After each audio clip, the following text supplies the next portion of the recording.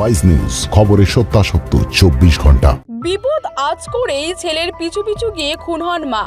ঘটনার বিবরণ নন্দীগ্রামে নিহত পরিবারের বয়ানে ভোটের আগে বুধবার রাতে বিজেপি মহিলা কর্মী রথিবালা খুনের ঘটনার পর থেকে উত্তপ্ত নন্দীগ্রামের সোনাচূড়া। রাতের ঘটনায় রথিবালার ছেলে সঞ্জয় আরি গুরুতর জখম হয়েছে। আপনার কে হন? কি হয়েছিল কালকে?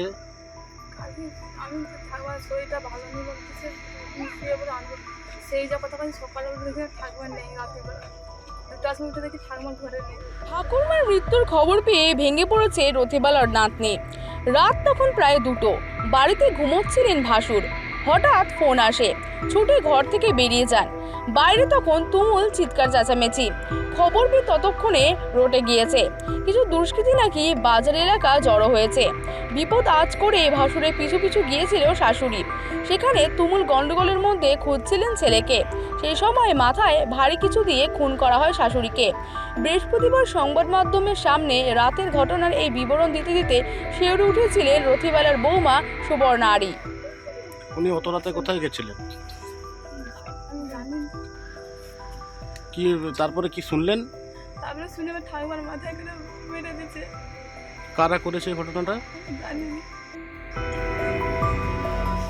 কি চাইছেন এখন আপনি? তারা শাস্তি পায়। আমার ওইটা আমার বাবাকে আমার ঠাকুমাকে মেরে দিচ্ছে, তারকে শাস্তি চাই। ভোটের আগে বুধবার রাতে বিজেপির মহিলা কর্মী রথিবালা খুনের ঘটনার পর থেকে উত্তপ্ত নন্দীগ্রামের সোনাচূড়া। রাতের ঘটনায় রথিবালার ছেলে তথা নন্দীগ্রামের বিজেপি তপশিলি মোর্চা সম্পাদক সঞ্জয় আরি গুরুতর জখম হয়েছেন। তিনি বর্তমানে হাসপাতালে চিকিৎসাধীন। এই পরিস্থিতিতে বৃহস্পতিবার সকাল থেকে দফায় দফায় বিক্ষোভ প্রতিবাদ চলছে মনসাপুকুর বাজার এলাকায়। সকাল থেকে বিশাল পুলিশ বাহিনী এলাকায়। নিহতের বাড়ি ও বিজেপি কর্মী সমর্থকে ভিড়ে ভিড়াক্কা। আমার আর কেউ নেই, আর তো পাই আমার। আপনার নাম? আমার নাম অঞ্জনা।